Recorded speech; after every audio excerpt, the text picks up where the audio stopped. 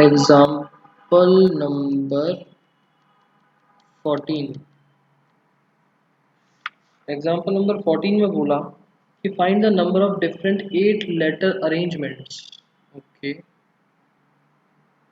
8 letter arrangements करने हैं that can be made from the letters of the word daughter। Letters कौन से हैं? DAUGHTER।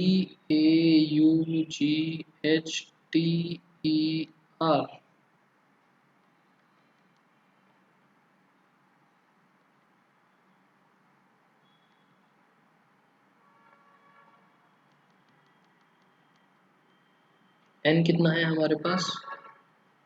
1 2 3 4 5 6 7 8। हमें अरेंजमेंट्स बनाने हैं 8 के ही, मतलब ये ही हमारे पास आर भी। रिपीटिशन, ओके, रिपीटिशन के ऊपर क्या बोला हुआ है? रिपीटिशन के ऊपर कुछ नहीं बोला, दैट मीन्स इन्हीं डिजिट्स को यूज करके बनाना है, नो रिपीटिशन।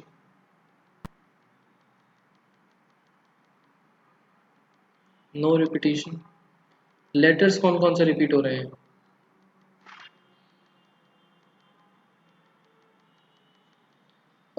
सारे लेटर सिंगल टाइम है, ये भी नो, नन। ठीक है। Second part, E E A E U are vowels. अच्छा, वॉवल्स के बेसिस पे चलो कर लेते हैं डिस्टिंग्विश। वॉवल्स हमारे पास हैं 1 2 3, 3। कॉन्सोनेंट्स हमारे पास हैं 5। ठीक।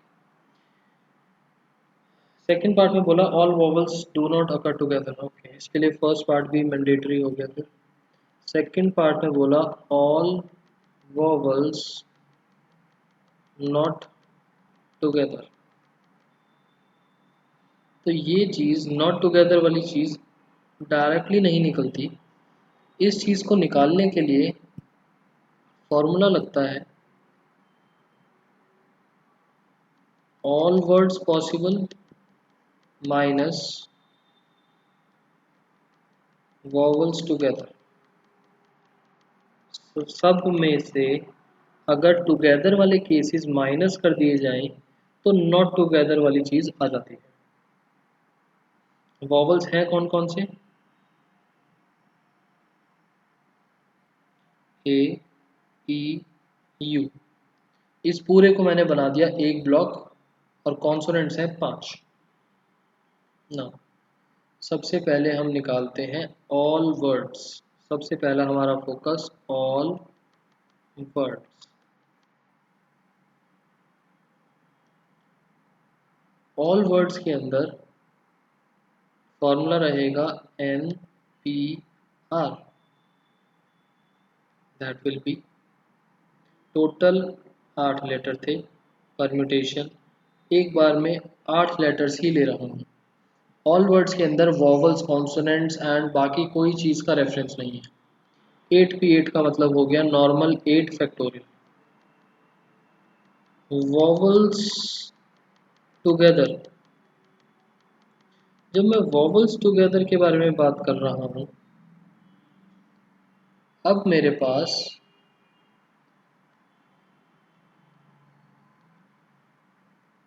जो 3 वॉवल्स हैं और 5 कॉन्सोनेंट्स हैं,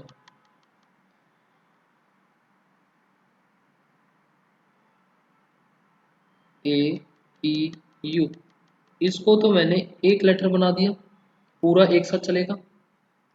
और यहाँ से मेरे पास 5 ही रहेंगे, तो टोटल कितने बन गए?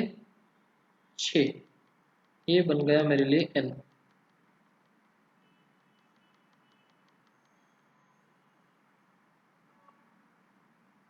ना, वॉवल्स टुगेदर का फॉर्मूला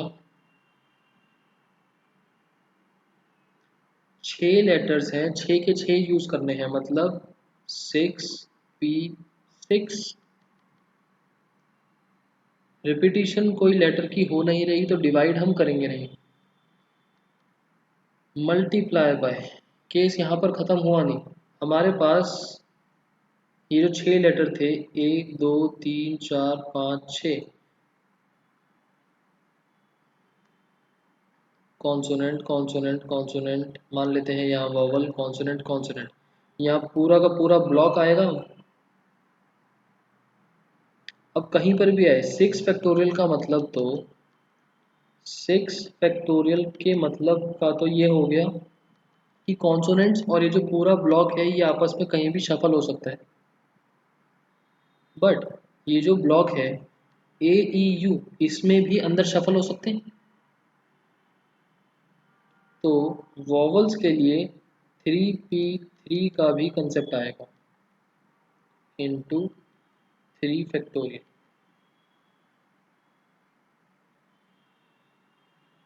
हाँ, टुगेदर बोला है तो ब्लॉक बनाना है। बिना ब्लॉक के टुगेदर कैसे रख पाओगे उनको एक साथ?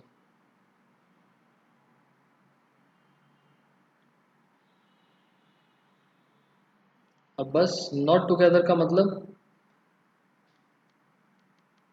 वॉवल्स नॉट टुगेदर का मतलब total words minus vowels together, इसको लेके सॉल्व करना है। संगनी 3p3 क्यों हुआ, सब भूल गए क्या आप लोग पिछली क्लास का?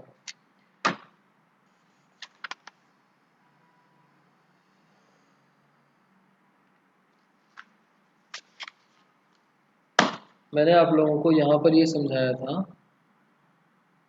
कि ये हमारा केस चल रहा था A E I O you, इसको हमने एक ब्लॉक बनाया एंड उसके बाद हमारे पास टोटल 8 लेटर थे इस तरीके से। 8 में से कोई भी एक रैंडम केस, मतलब यहाँ पर कॉन्सोनेंट्स, ये वॉवल वाला ब्लॉक और ये कॉन्सोनेंट्स, ठीक है। 8 फैक्टोरियल आया कि ये कॉन्सोनेंट्स और वॉवल का जो ब्लॉक है ये आपस में कहीं भी चेंज हो सकता है। मतलब ये वाली चीज़, कॉन्सोनेंट्स और ये वॉवल का ब्लॉक, ये 7+1 8 चीज़ें आपस में कहीं भी इंटरचेंज हो सकती हैं। ये 8 फैक्टोरियल बताता है कि 7 कॉन्सोनेंट और एक ब्लॉक कहीं पर भी आगे पीछे इंटरचेंज हो सकते हैं। ये 2 फैक्टोरियल बताता है कि इन 7 कॉन्सोनेंट के अंदर एक लेटर टी 2 बारी रिपीट हो रहा था। जब हम डिवाइड करते हैं, डिवाइड करने का मतलब कि वो चीज़ इतनी बार रिपीट हो रही थी। सान्या एंड हिमानी, हमारे पास जो लेटर्स थे उसमें कॉन्सोनेंट्स के अंदर एक लेटर 2 बारी रिपीट हो रहा था, तो हमने 2 फैक्टोरियल से डिवाइड कर दिया। ये 5 फैक्टोरियल बताता है कि इन सब कॉम्बिनेशंस में ये जो ब्लॉक है ये आपस में भी तो इंटरचेंज कर सकता है। मतलब इसी के साथ ये कॉम्बिनेशन, इसी रैंडम एग्जाम्पल में इनकी पोजीशन इंटरचेंज हो गई तो भी तो डिफरेंट लेटर्स बनते चले जाएंगे। तो जो इनका इफेक्ट है वो कितना बनेगा, that is 5 factorial, 5p5। Same वहीं पर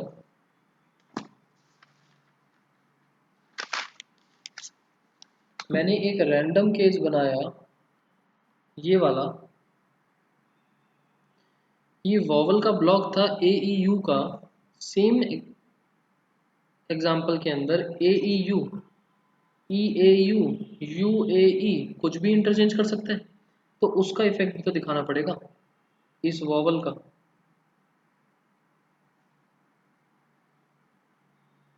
क्लियर?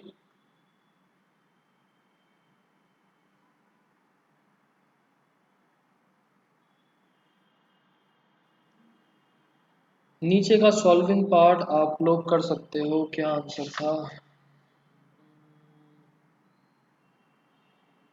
36,000। ये पार्ट आप लोग सॉल्व कर सकते हो अपने। 36,000 words, 15।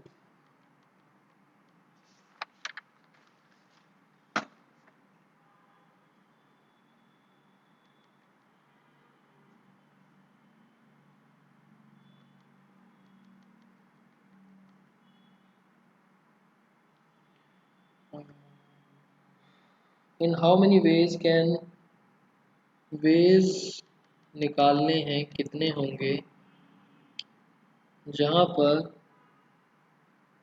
4 red 3 yellow 2 green discs arrange करनी है एक रो में।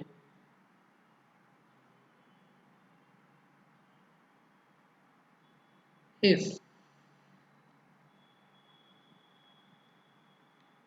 discs of same color are indistinguishable,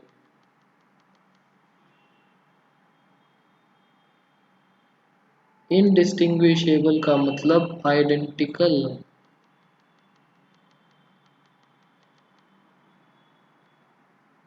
ये कंसेप्ट भी हमने लास्ट क्लास में करा था।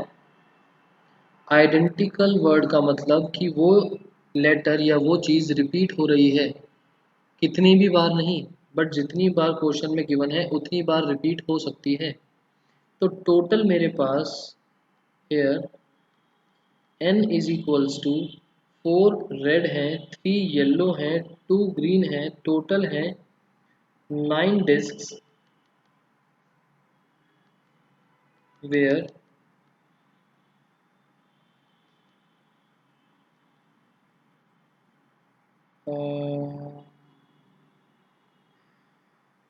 red is occurring 4 times, yellow is occurring 3 times and green is occurring 2 times।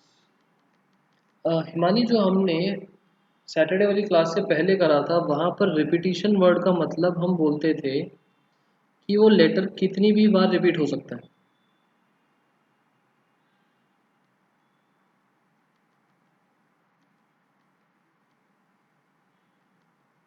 ठीक है, वो था रिपीटिशन। बट अब हम बोल रहे हैं अकरेंस। अकरेंस वर्ड का मतलब repetition of number as given in question. मतलब कि जो रेड कलर की डिस्क है वो, मैं ये नहीं बोलूँगा कि रिपीट हो रही है कि मेरे पास टोटल 9 डिस्क हैं तो 9 प्लेसेस को फिल करने के लिए मैं 9 की 9 प्लेसेस पर रेड को फिल कर सकता हूँ। बट मेरे पास 4 रेड हैं तो मैं 4 जगह पर उस रेड को यूज़ कर सकता हूँ। तो this part comes in occurrence. Occurrence वाला पॉइंट हमने लास्ट क्लास में करा था कि रिपीटिशन में तो फॉर्मूला अप्लाई नहीं होता, हम सारे ब्लैंक्स में 9 को फिल कर सकते हैं। बट अकरेंस वाली चीज़ अभी हम करने वाले हैं। डिफरेंस समझ में आ गया?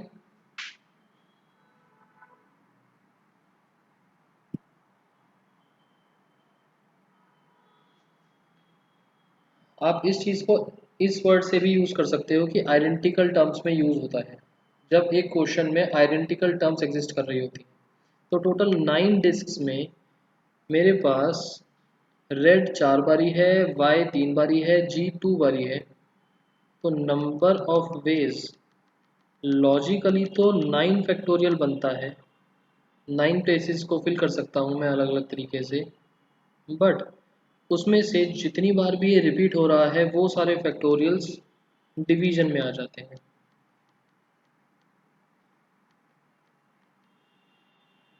ये लास्ट क्लास का कंसेप्ट था कि जब अकरेंस वाली चीज़ होती है तो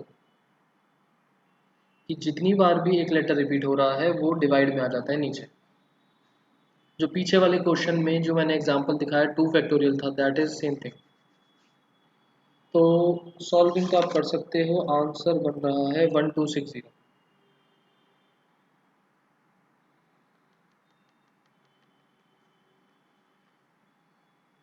क्लियर?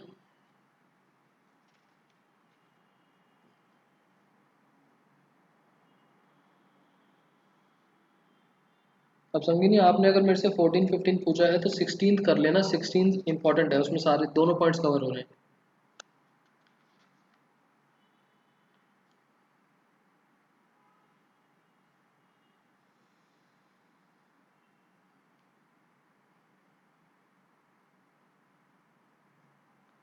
नेक्स्ट टॉपिक हम स्टार्ट करते हैं combinations.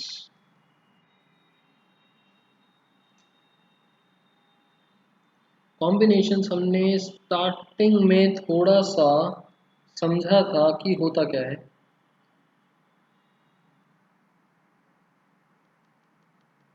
Combinations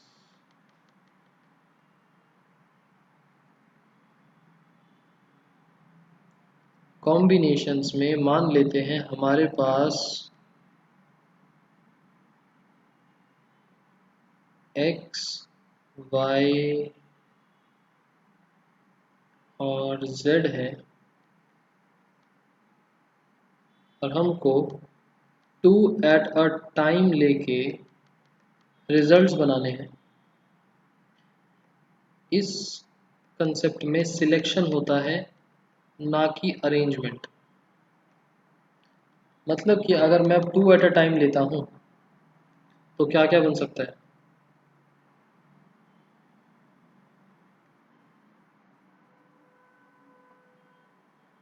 x Y, Y X, X Z, Z X, Y Z, Z Y, ये 6 एलिमेंट्स बन सकते हैं।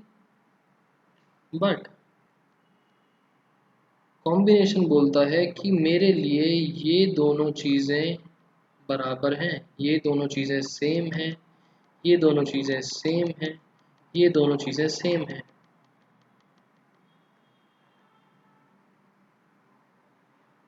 ऑर्डर मैटर नहीं करता, पहले कोई भी हो बाद में कोई भी हो। इट डिपेंड्स कि कौन सी चीज़ें आ रही हैं। यहाँ पर x और y लिया जा रहा है, यहाँ पर x और z, यहाँ पर z और y। किसी भी ऑर्डर में लिख दो, किसी भी तरीके से उनको अरेंज कर दो, हमें फ़र्क नहीं पड़ता। क्लियर?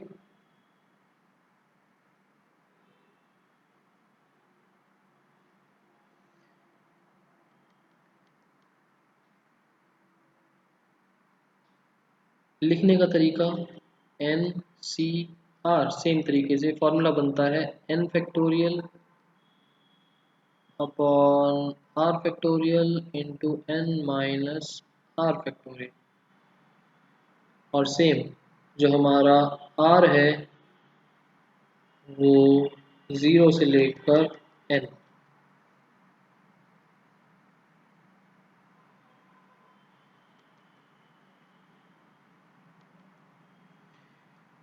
और एक चीज़ लिख देते हैं, N C A is equals to N C B.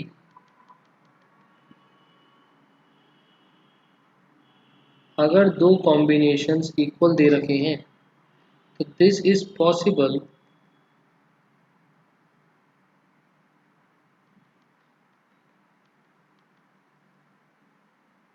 अगर फॉलोइंग दो कंडीशंस फुलफिल होती हैं। तो यहाँ पर और है, दोनों में से कोई भी एक, दोनों नहीं हो पाएंगे। या तो ए और बी बराबर हो तब एक पॉसिबल है, या ए और बी को ऐड करके एन बन जाए तो ये पॉसिबल है। Any one.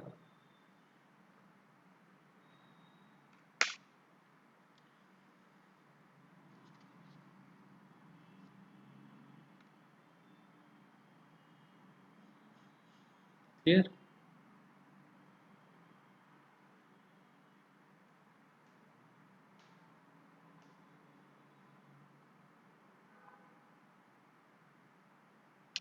और एक फॉर्मूला और है, उसकी डेरिवेशन की तो एज सच रिक्वायरमेंट नहीं है, एंड हम अगर कर भी लें तो कोई खास फर्क नहीं पड़ेगा, but still as a formula ही याद करेंगे उसको।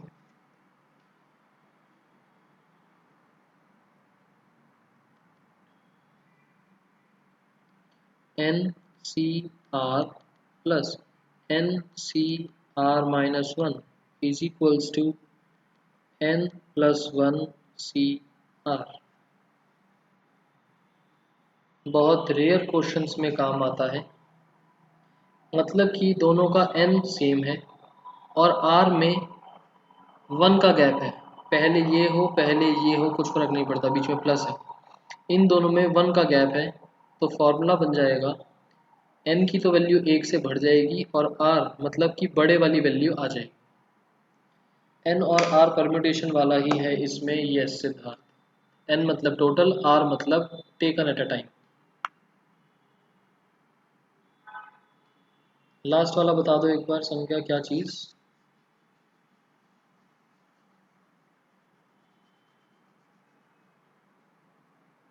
क्या लास्ट वाला? वो क्वेश्चन आएगा तब बता दूंगा। वो कंडीशन थी एक, कि दोनों में से कोई एक कंडीशन होगी, तो जब क्वेश्चन आएगा तब बता दूंगा वापस। उसके अलावा कुछ डायरेक्ट रिजल्ट्स इस चैप्टर में हो सकता है ज़्यादा काम ना आए। बायनॉमियल चैप्टर जो आपका कट गया उसमें काम आता, प्रोबेबिलिटी में थोड़ा बहुत काम आ सकता है, और हो सकता है इस चैप्टर में कहीं कहीं पर काम आ जाए। n की वैल्यू कुछ भी हो सकती है, 0 से लेकर आगे तक कितनी भी जा सकती है। डायरेक्ट रिजल्ट्स हम 4 वैल्यूज कैलकुलेट कर सकते हैं, n, c, 0,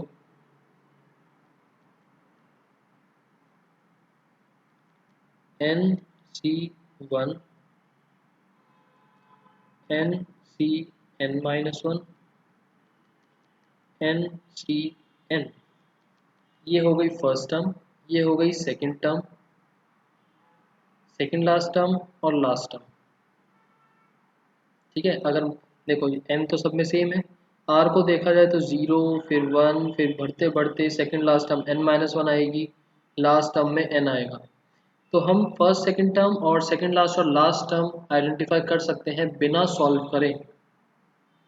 यहाँ पर अगर r की वैल्यू 0 है, r की वैल्यू 1 है, इसका मतलब है कि अगर n और r के अंदर 1 का गैप है, अगर n और r दोनों वैल्यू सेम है, तो इसका आंसर बनता है 1। इसका आंसर बनता है n। इसका आंसर बनता है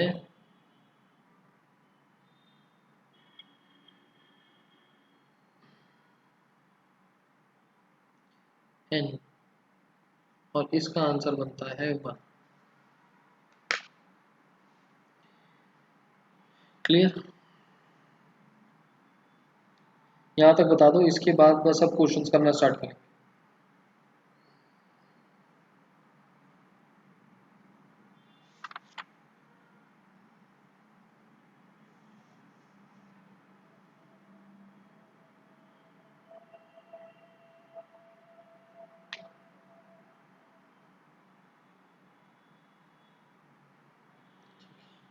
एग्जाम्पल नंबर 19 मार्क कर लेना, अच्छा क्वेश्चन है।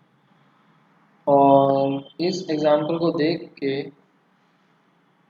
ये बताओ, कार्ड्स, प्लेइंग कार्ड्स, किस किस को नहीं पता कि कार्ड्स का क्या लॉजिक होता है?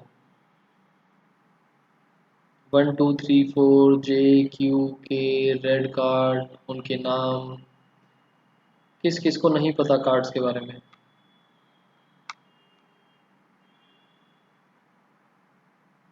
सबको पता है।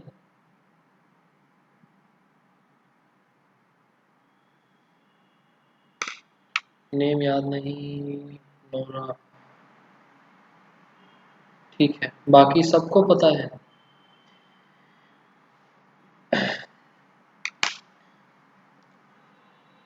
बताना टोटल कार्ड्स कितने?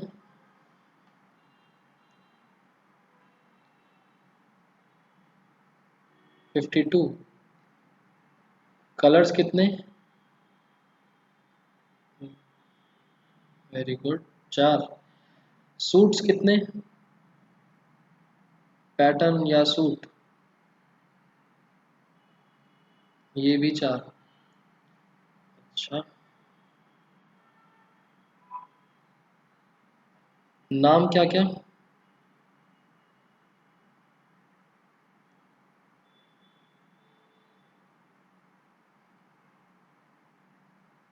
Spade, club, diamond, heart, spade, ace, heart.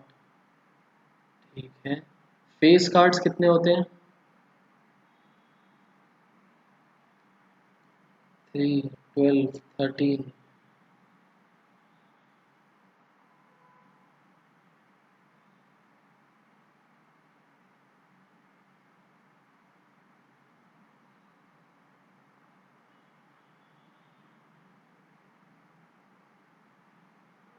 जे कार्ड को क्या बोलते हैं? जे। अनोरा में लिखवा रहा हूँ मैं तो, बस बाकी बच्चों का देख रहा हूँ कितना याद है। गुलाम। इंग्लिश में? जैक। जोकर कार्ड कौन सा होता है फिर? जोकर। जे फॉर जोकर बहुत फेमस है।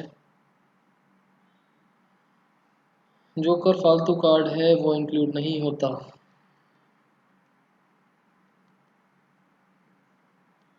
सप्लीमेंट्री कार्ड होता है।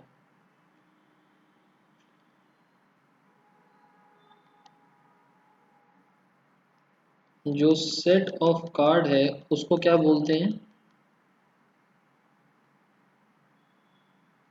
पूरे कार्ड्स के कलेक्शन को?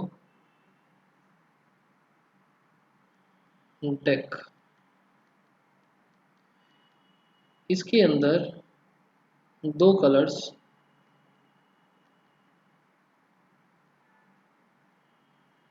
रेड और ब्लैक, पहला डिस्टिंग्विश हुआ कलर्स के बेसिस पर। आधे आधे कार्ड्स बढ़ गए दोनों में। रेड अगेन दो पार्ट्स में डिवाइड हो गया,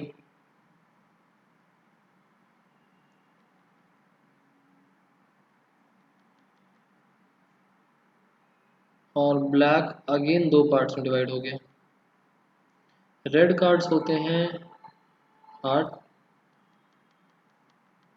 डायमंड, ब्लैक, क्लब, स्पेड। दिखते कैसे हैं उसका हमारे क्वेश्चन से लेना देना नहीं। सेकंड पार्ट, मैं वैसे इसको पैटर्न बोल देता हूँ, अगर बोलूँ तो समझ जाना कि इसके बारे में बात कर रहा हूँ। वैसे जनरली सूट्स बोला जाता है इनको। ठीक है, दिखते कैसे हैं उसका हमारे क्वेश्चन से कोई रेफरेंस नहीं है। 13 ईच।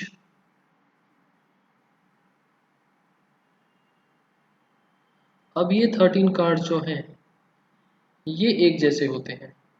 इन चारों के अपने अपने कुछ डिज़ाइंस होते हैं, और 13 कार्ड्स सेम होते हैं, बस उनका डिज़ाइन अलग हो जाता है, बाकी सब कुछ सेम। ठीक है, डिज़ाइन भी बना देते हैं। हार्ट इस तरीके का, ये तो नॉर्मल दिख ही रहा है। डायमंड इस तरीके से बन जाता है, दोनों रेड कलर के हैं। क्लब ऐसे इस तरीके से होता है, और स्पेड्स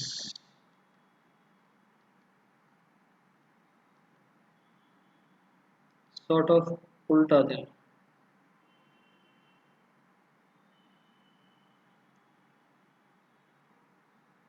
ठीक है,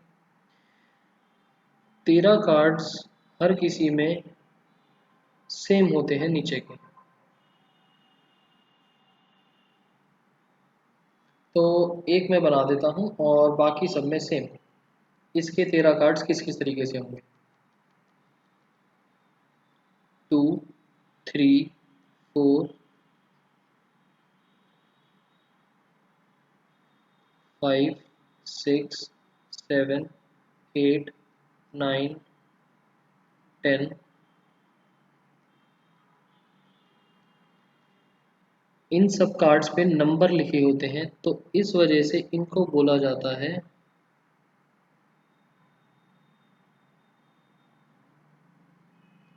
number cards.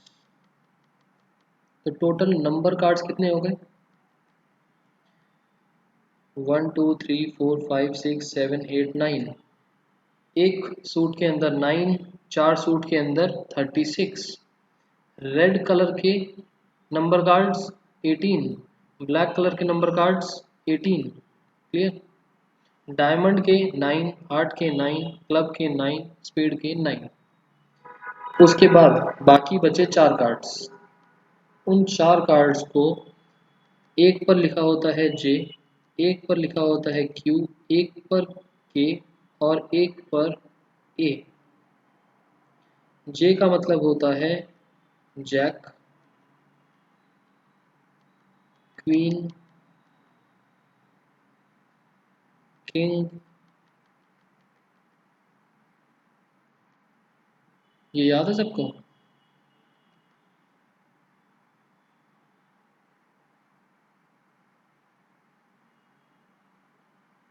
S card.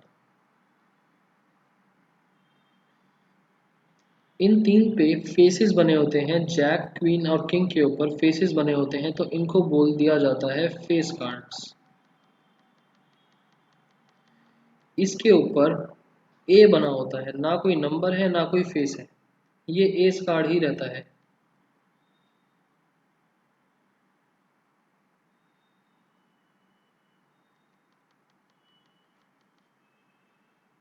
Diamond के अंदर 3 फेस कार्ड, हार्ट के अंदर 3, क्लब के अंदर 3, स्पेड के अंदर 3। रेड के अंदर 6 फेस कार्ड्स, ब्लैक के अंदर 6, total 12 face cards. S card single होता है एक सूट के अंदर, टोटल 4 एस कार्ड्स। क्लियर है सारा लॉजिक। ये 13 कार्ड जो हैं ये सारे के सारे इंडिविजुअल सूट्स में सेम होते हैं।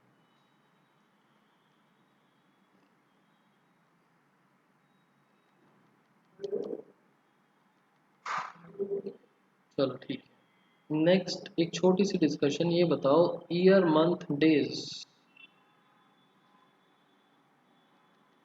कार्ड्स का तो कंसेप्ट हो गया, साइड में यहाँ पर लिख देता हूँ।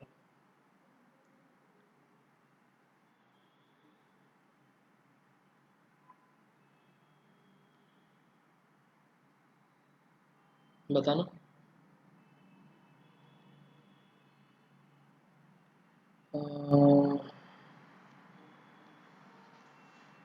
1 ईयर के अंदर कितने डेज, 1 ईयर के अंदर कितने डेज? 365, 366 स्पेसिफिकली अगर ईयर बोला हो तो। अगर नॉर्मली बोला है एक साल तो हम 365 लेंगे। कितने मंथ्स?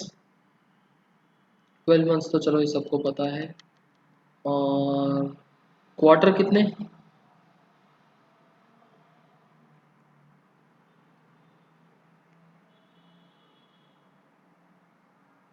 अच्छा 4 क्वार्टर। सिद्धार्थ 52, 52 होते हैं वीक्स। 52 होते हैं वीक्स।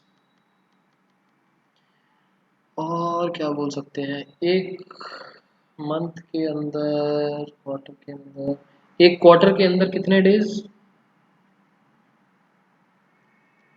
कितने मंथ्स सॉरी, एक क्वार्टर के अंदर 90 days. Okay 3 months.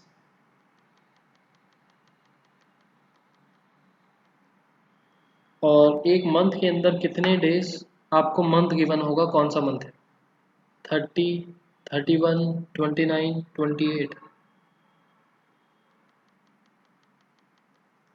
28, 29, 30, 31, depending upon month कौन सा चल रहा है।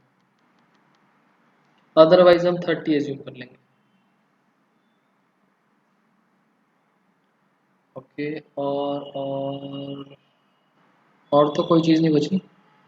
एक दिन के अंदर 24 आवर्स, 1 आवर के अंदर 60 मिनट्स, 1 मिनट के अंदर 60 सेकेंड्स। और तो ठीक है, और कुछ नहीं। खैर प्रोबेबिलिटी में काम आता, हमने कर लिया डिस्कस। अगर नेम नहीं दिया हुआ तो 30 डेज जनरली दे देते हैं नोरा, डेज ना। जब मंथ का कंसेप्ट आता है, मंथ और डेज में रिलेशन निकालना होता है, तो मंथ बता देते हैं कौन सा है।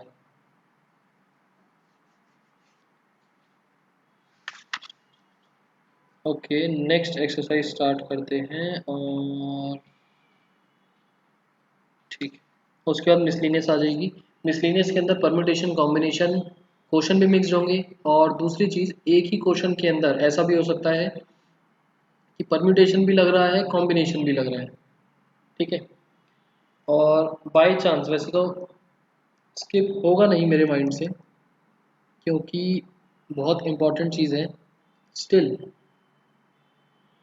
Dictionary and rank based questions,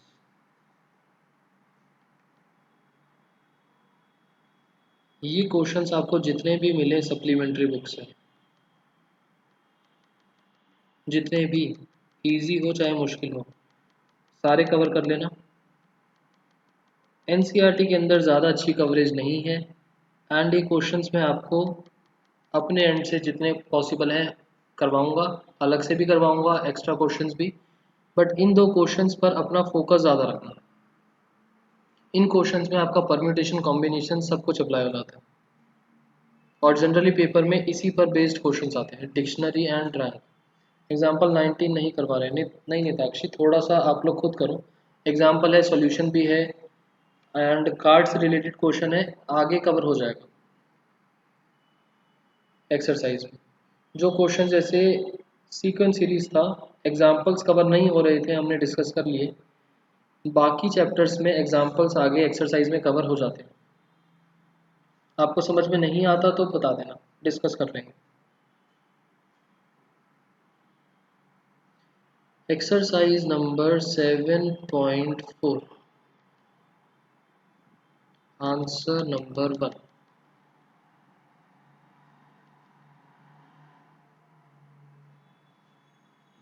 आपको बोला है, गिवन है NC8 बराबर NC2, तो फाइंड करो NC2 की वैल्यू। अब इस चीज़ के लिए मैंने आपको एक कंडीशन लिखवाई थी, दोनों में से एक कंडीशन पॉसिबल है। इफ NCA बराबर NCB के, then either of two conditions, A is equals to B और A plus B is equals to N। जो नीचे के R वाले कंपोनेंट्स हैं यहाँ पर तो सेम है नहीं, 8 नॉट इक्वल्स टू 2 क्लियरली, तो मतलब दूसरी कंडीशन लग रही होगी।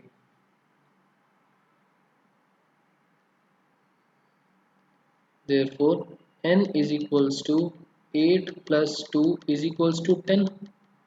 अब n की वैल्यू 10 आ गई, तो ये कैलकुलेट करना है।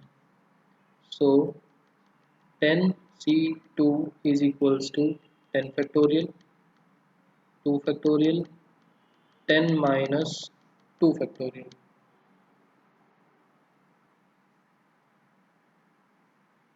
10 factorial, 2 factorial, 8 factorial. 10 into 9 into 8 factorial, 2 factorial का मतलब 2 और 8 फैक्टोरियल एज इट इज। इससे ये कैंसिल, 2 और 5 कैंसिल, और ये बन गया 45। Clear?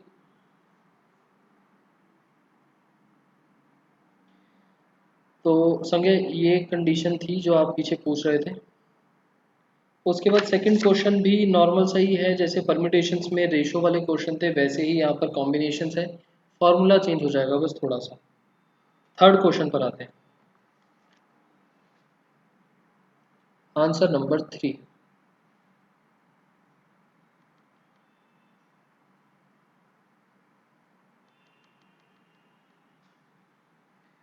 How many chords can be drawn through 21 points on a circle? Okay, एक सर्कल है, इट हैज 21 पॉइंट्स। फाइंड करना है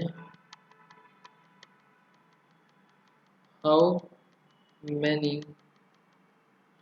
कॉर्ड्स आर पॉसिबल। सो दिमाग लगाना शुरू करो, किस तरीके से होगा।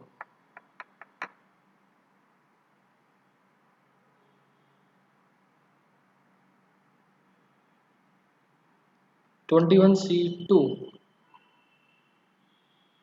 here टोटल पॉइंट्स मेरे पास 21 है। r की वैल्यू 2 लेने का मतलब कॉर्ड्स बनती हैं by joining 2 points on the circle. 2 points को ज्वाइन कर देंगे तो कॉर्ड बन जाएगी। मुझे बस ये बताओ कॉम्बिनेशंस क्यों लगाया, परम्यूटेशन क्यों नहीं। कॉम्बिनेशन की एक्सरसाइज चल रही है तो आंसर तो 21C2 से निकलेगा, बट कॉम्बिनेशंस क्यों?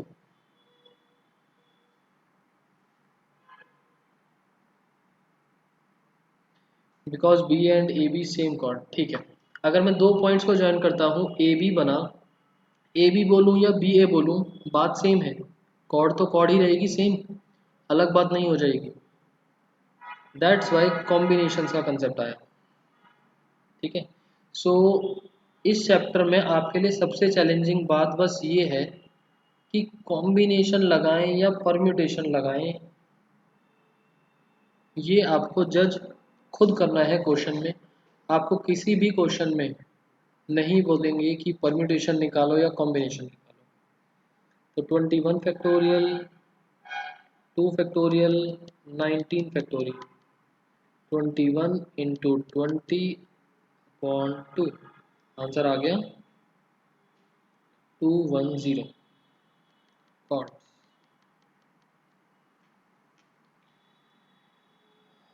फोर्थ, अच्छा, फोर्थ क्वेश्चन को देख के मुझे याद आया कि बीच में लास्ट क्लास में आप में से किसी ने क्वेश्चन पूछा कि हमने मल्टीप्लाई क्यों करा, प्लस भी तो कर सकते थे।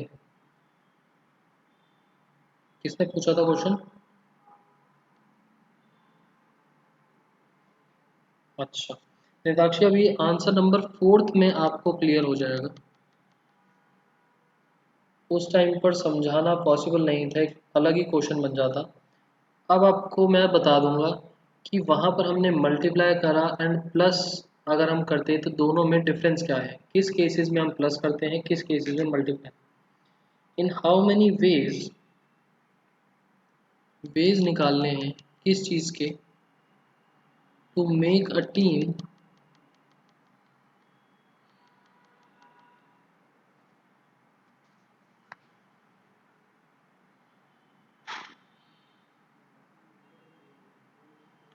ये एक, इस क्वेश्चन को थोड़ा सा चेंज कर दो।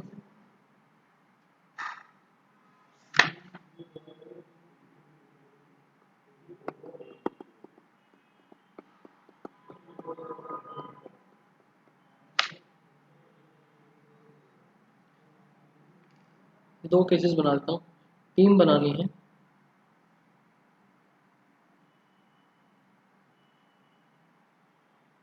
From 5 boys and 4 girls. और फर्स्ट पार्ट हमारी जो टीम है उसके अंदर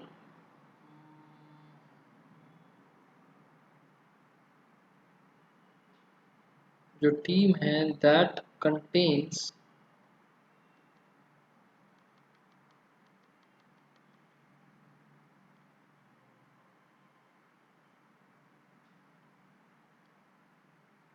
3 बॉयज 3 गर्ल्स, जो हमारा ओरिजिनल क्वेश्चन है। और सेकंड पार्ट मैंने बनाया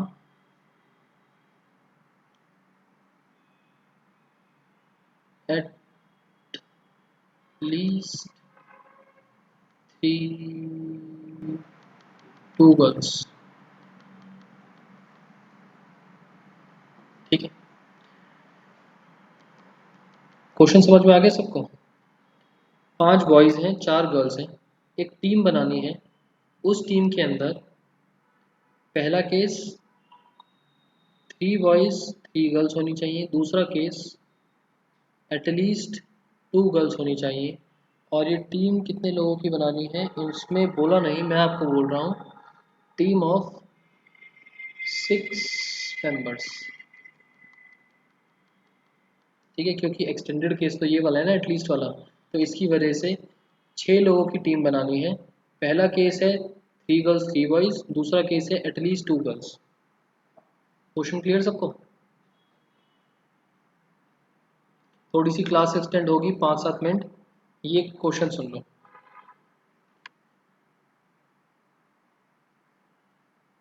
और उसके बाद मैं आपको होमवर्क में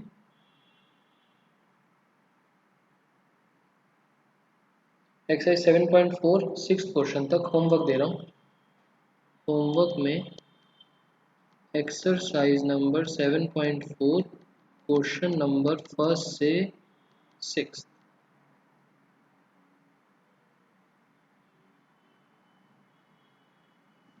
ट्राई करके देखो।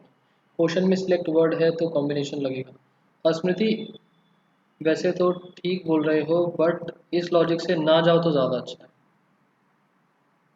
टीम बनानी है ना, रैंक थोड़ी है कि फर्स्ट पर कौन आया सेकंड पर कौन आया। टीम में तो बस 6 लोग होने चाहिए, किसी भी ऑर्डर में सिलेक्ट करो। इस तरीके से सोचोगे तो बाकी क्वेश्चंस में इजी रहेगा आपके लिए। क्योंकि ना जब ट्रिकी क्वेश्चन बनने पे आएगा तो वर्ड सिलेक्ट लिख के स्टेटमेंट को इस तरीके से घुमा देंगे कि पूरा क्वेश्चन जब देखोगे तो उसमें परम्यूटेशन कॉम्बिनेशन दोनों लग जाएंगे, और आप फिर वो सिलेक्ट वर्ड पकड़ के उसमें सिर्फ कॉम्बिनेशन लगा दोगे।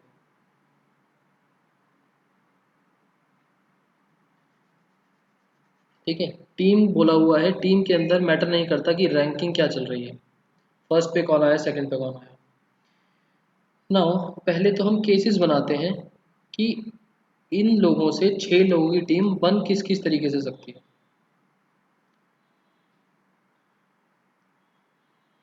केसेस क्या क्या बन सकते हैं टीम बनाने के?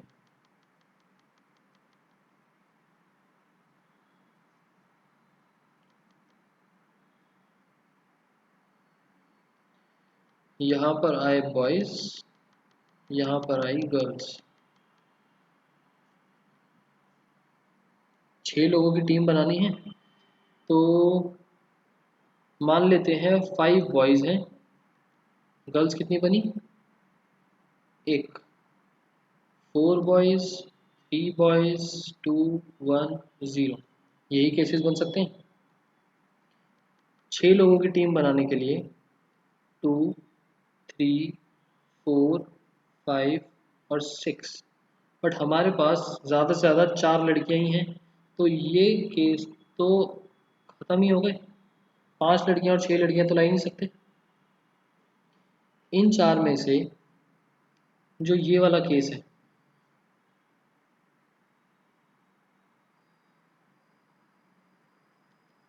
This is part number 1, 3 boys 3 girls.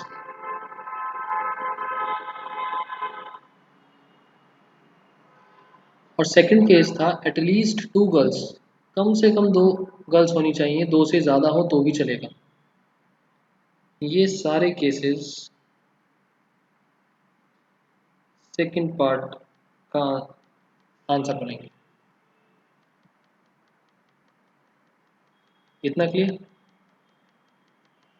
Cases को मैंने नाम दिया case number A, case number B, C और डी।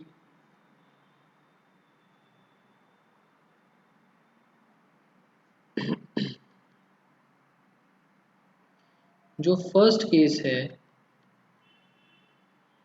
जो फर्स्ट केस है 3 बॉयज 3 गर्ल्स वाला, इंडिविजुअल केस है। और सेकंड वाला जो है वो है सम ऑफ इंडिविजुअल केसेस। और जो इंडिविजुअल केसेस हैं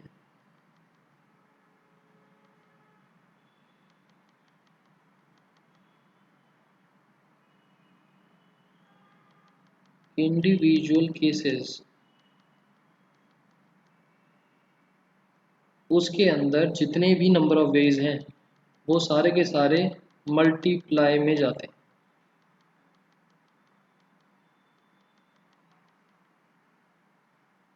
वो सारे के सारे मल्टीप्लाई होते हैं, मतलब कि हमारे पास टोटल थे 5 बॉयज़, टोटल थी 4 गर्ल्स। अगर मुझे सिलेक्शन करनी है तो इस केस में 5 बॉयज़ हैं, 5 में से ही सिलेक्ट कर रहा हूँ, मतलब 5C5। 4 में से 1 गर्ल ले रहा हूँ, 4C1। ये सबको समझ में आया?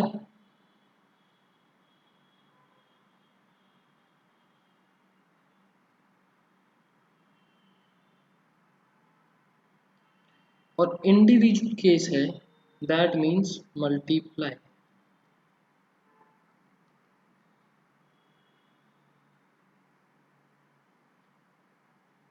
5 में से 4 बॉयज़ लिए, 4 में से 2 गर्ल्स ली, 5 में से 3 बॉयज़, 4 में से 3 गर्ल्स, 5 में से 2 बॉयज़,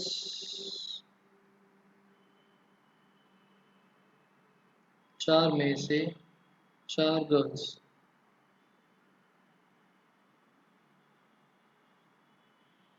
इंडिविजुअल केसेस में हमेशा मल्टीप्लाई का कंसेप्ट लगता है, और जब डिफरेंट केसेस देखते हैं हम, डिफरेंट केसेस, तब प्लस का कंसेप्ट आता है।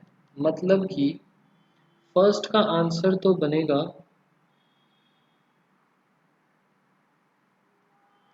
सी, और सेकंड का आंसर बनेगा B plus C plus D.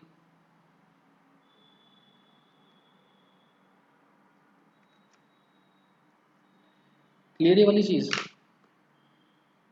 नेताक्षी, specially आपके लिए।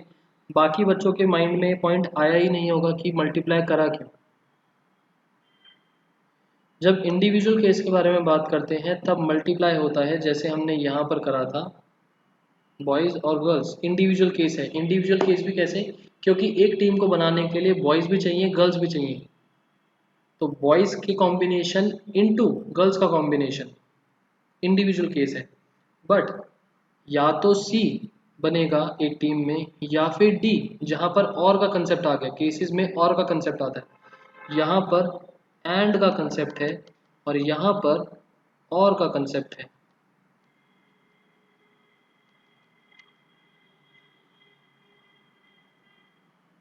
तो जहां पर और का कंसेप्ट आता है दैट मीन्स प्लस, जहां पर एंड का कंसेप्ट है वहां पर मल्टीप्लाई।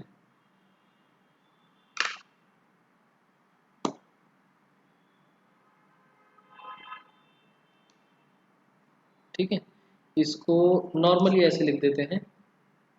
प्रोबेबिलिटी में भी आपको बहुत काम आने वाला है। एंड और एंड वाली चीज़ मैंने आपको चैप्टर 1 में भी बताई थी। और का मतलब चैप्टर 1 में हम यूनियन से डिनोट करते थे, और यहाँ पर हम प्लस से डिनोट करेंगे।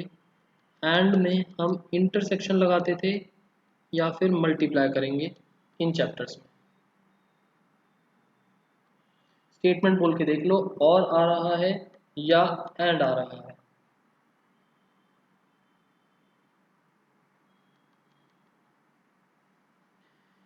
किसी को इसमें कुछ डाउट हो तो बताओ।